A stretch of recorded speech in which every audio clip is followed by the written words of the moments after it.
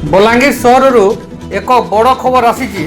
Car भितर 880 बोतल cough syrup जबत 5 जन को काबू कर बलांगीर पुलिस। एक कार भितर 880 बोतल कफ सिरप जबत होता सूचना आसी। घटना बलांगीर टाउन थाना पुलिस 5 जन युवक को अटक रखी अधिक तनाघना जारी रखी। शनिवार विलंबित राति में बलांगीर टाउन पुलिस यही कफ सिरप चोराचालानकारी को काबू करथिबा जहाँ वर्तमान सूचना रही। बलांगीर स्मार्ट पार्क निकट बाईपास रास्ता रे कार जोगे कफ सिरप चालाण होता खबर पाई टाउन पुलिस। कार को अटकाई पुलिस छानबीन करथिला। कार भितर बाहरी 880 बोतल कफ सिरप।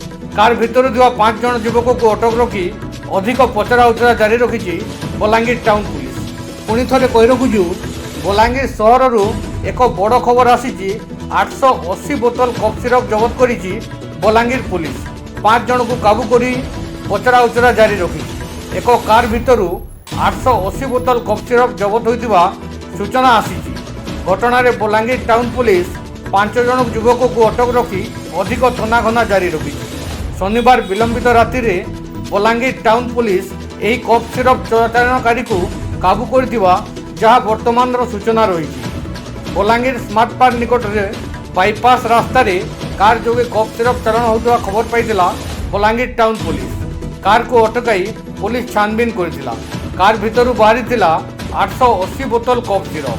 कार भितर 5 जन युवक को अटक रखी पचरा उचरा जारी रखी। बलांगीर मिर्चा न्यूज टीम ब्यूरो।